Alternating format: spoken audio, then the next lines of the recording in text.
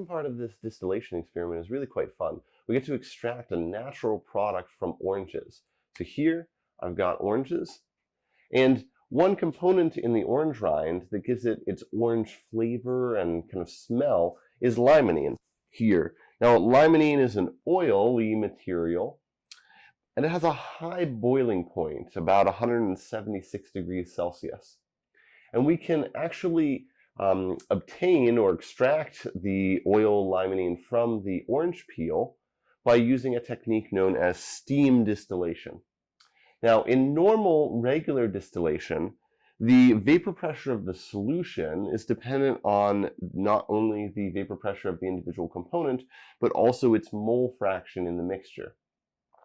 However, this expression only applies to mixtures where the two components are miscible or mixable together. In cases where two components are non-miscible, so something like oil and water, things that don't mix well, then the vapor pressure of the solution is actually just dependent on the individual vapor pressures of the two components. What this means is that if we have a mixture of two things, so if I take water and I've got orange peel ground up in it, then I'm going to have some small vapor pressure from the limonene. It's got a high boiling point, so my vapor pressure is probably not going to be very high, but there will still be some quantifiable vapor pressure for the limonene. And then, of course, I'll have the vapor pressure of the water, which means that when the entire mixture reaches a combined vapor pressure of 760 torr, or 760 millimeters of mercury, or 1 atmosphere, whatever unit we want to use for it. Basically, when the combined vapor pressure is equal to the atmospheric pressure, that my mixture will boil, and I can then distill it once it's boiling. And this will allow me two things. One, the boiling point of the mixture will always be lower than the boiling point of the lower boiling substance. So water boils at 100 degrees Celsius, but because there's some vapor pressure coming from the limonene, my boiling temperature will be slightly less than 100. Now, it's only going to be slightly because there's not a large vapor pressure from the limonene. The other thing is that this will allow me to distill over the mixture of limonene, of water mostly, and then limonene as well, and it will allow me to extract that oil, because as that vapor from the limonene gets carried over and away, then it gets replenished essentially by more vapor pressure. You've got an equilibrium above the solution, and as you remove the vapor, then it shifts the equilibrium to bring more material into the vapor phase. And so this allows me to extract the oil limonene from the oranges at a much lower temperature than its boiling point. And this is really important for compounds, for natural compounds that might decompose at their regular boiling point. Here we can extract them at a much, much lower boiling point. You can do this with oranges to get limonene. You can do this with spearmint, many other natural plant materials to extract their essential oils. The other thing we will do in this experiment is we're going to peel some oranges. We'll weigh the mass of the orange peel that we kind of grind up, and then we'll also weigh the final limonene oil at the end once we've extracted it, and we'll take an NMR. But we'll weigh that final amount, and this will allow us to calculate very roughly the percentage of limonene oil in orange peel. Essentially, how much limonene oil, or what percent of orange peel is the limonene oil. It should be a fairly small number, but this will allow us to calculate that. So we've got a pretty cool experiment. Let's go back to the lab and put this together.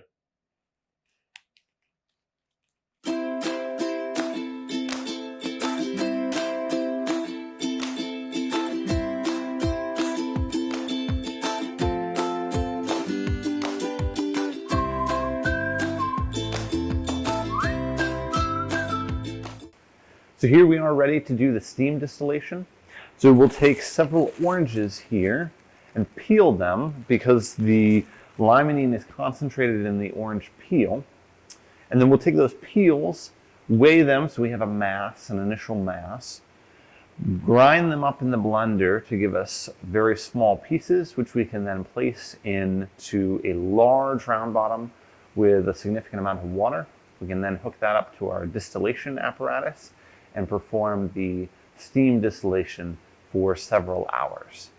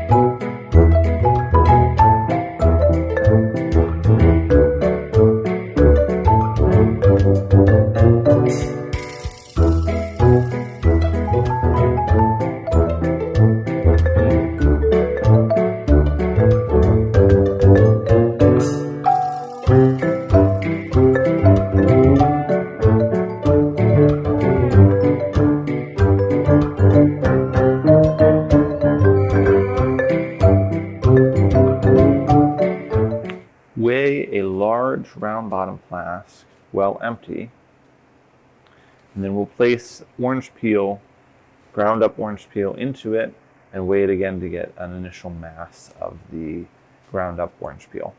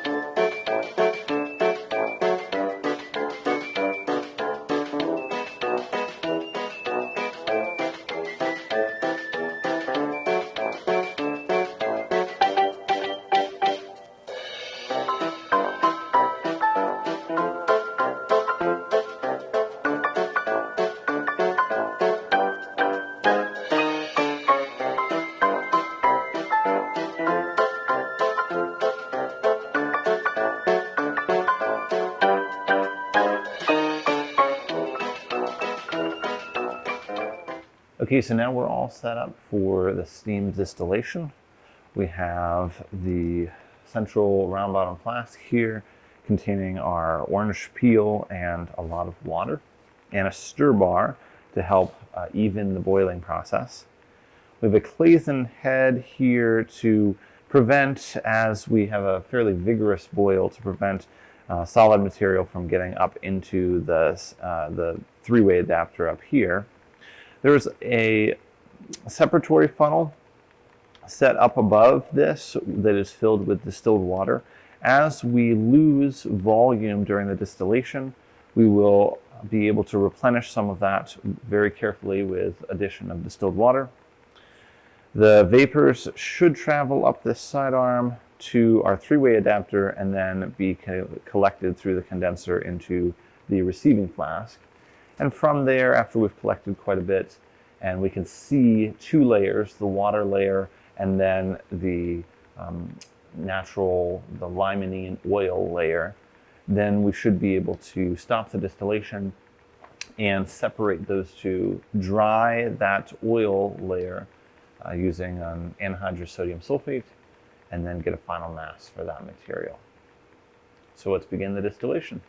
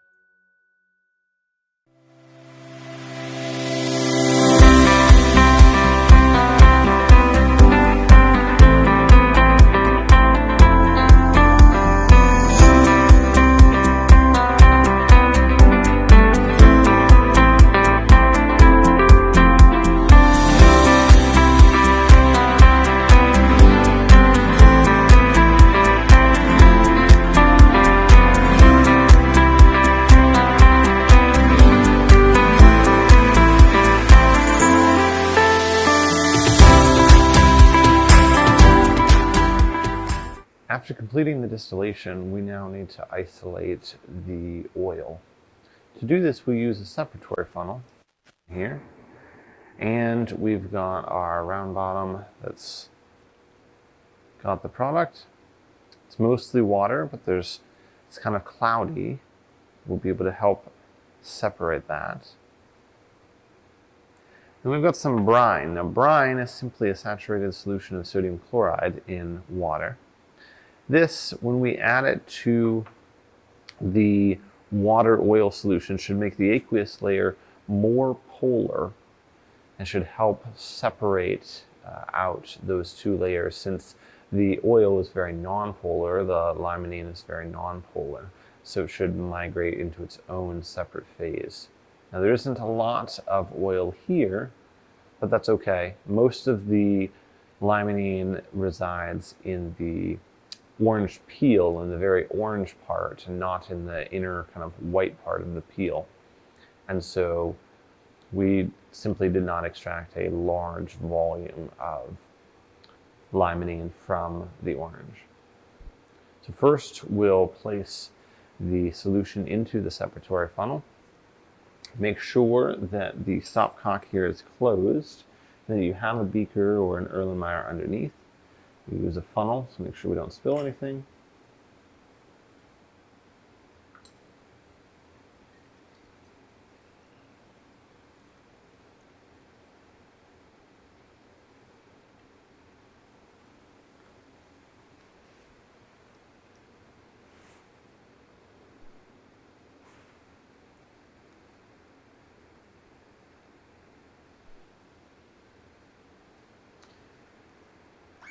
See, it's somewhat cloudy. There's a little bit of a layer on top, on the very top. And so we're going to try to maximize that layer by increasing the polarity of the solution by adding some brine. And then we'll drain off the bottom aqueous layer. The limonene is both nonpolar, but it is also less dense than water, and so it sits in a small layer on top. We'll add brine now.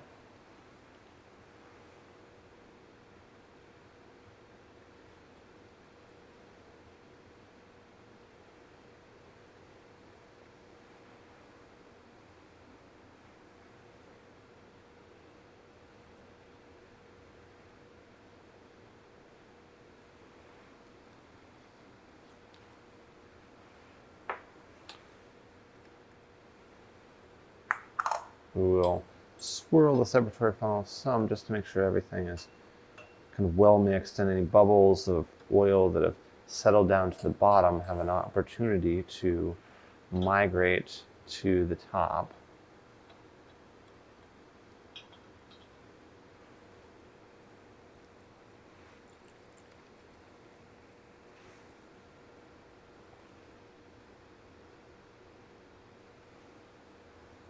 It's very fragrant at this point, very smelly.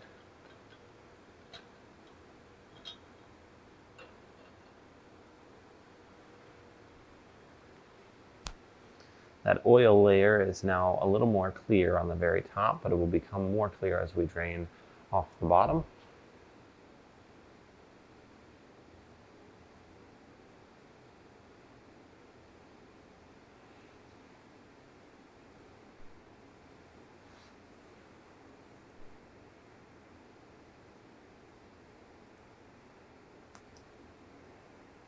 We'll open the stopcock. Begin to drain that layer off.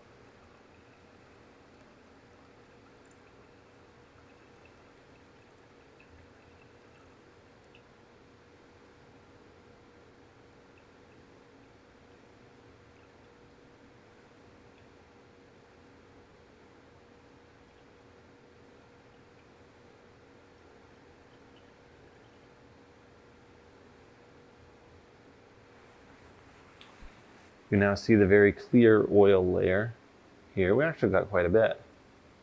I'm going to drain the remaining amount of aqueous solution off, and then we will need to dry the remaining oil layer to remove any residual water.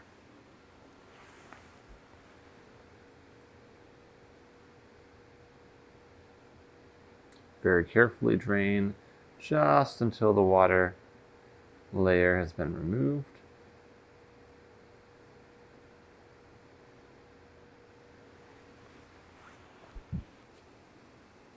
Now that we have our oil isolated in the separatory funnel here, we will collect that by simply draining it out into a new vessel, and then we will dry it. So that new vessel here will be a centrifuge tube. It's a very convenient small piece of glassware here. So we'll simply take this, move out the aqueous material, place this underneath, and then drain carefully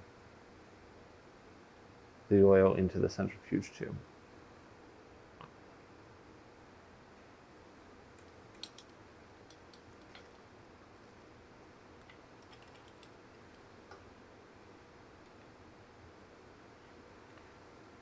We now have approximately that much of the oil, and it looks fairly decent. There's no obvious water bubbles, but at the very bottom there's a very small bubble, which is probably impossible to see on the camera.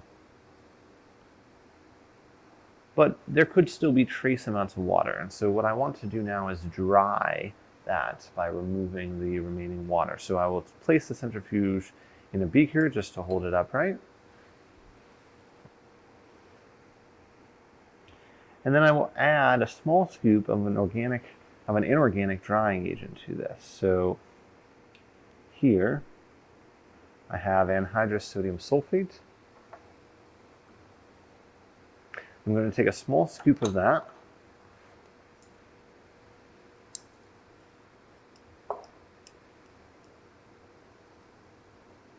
I'll add that down into the oil. Now, this material remains insoluble, but it serves as a desiccant. It will absorb any water that is present in the oil just from trace amounts of water that were on the separatory funnel or that remain in solution. So I'll let that sit for a minute or two.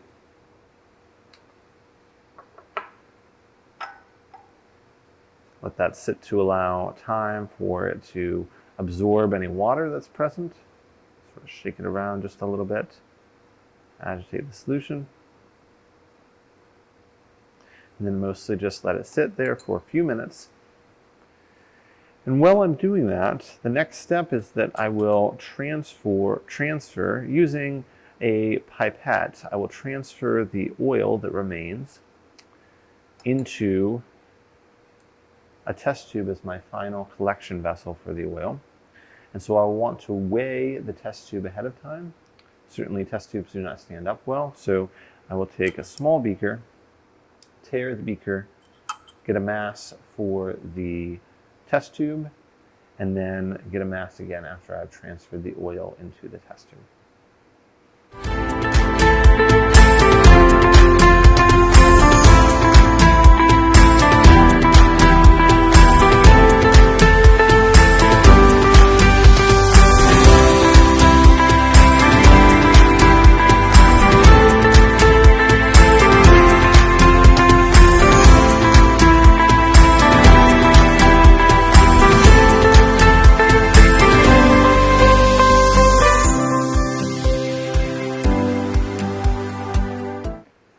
Now that we have let the solution dry for a few minutes, we can transfer the oil from the centrifuge tube over into our test tube. To make sure that we don't accidentally bring along any of the solid sodium sulfate, we will make use of a pipette filter. So this is a simple small pipette that I have taken a small wad of cotton and pushed it down just so that it's firm here in the bottom. Then I will suck up the oil with this pipette and transfer it down through the pipette filter into the test tube. This should allow me to transfer most of the solution without transferring any solid material into the final product.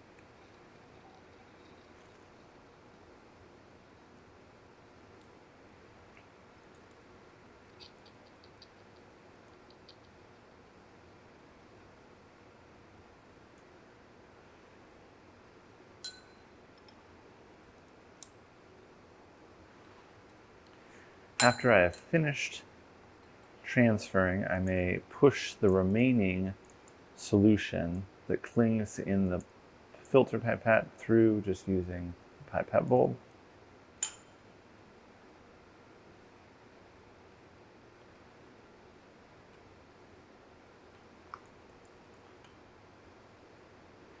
This will transfer the majority of the solution. Of course, there is always mass loss anytime, but now I have the final dried solution here in the test tube. Let's go get the mass for that.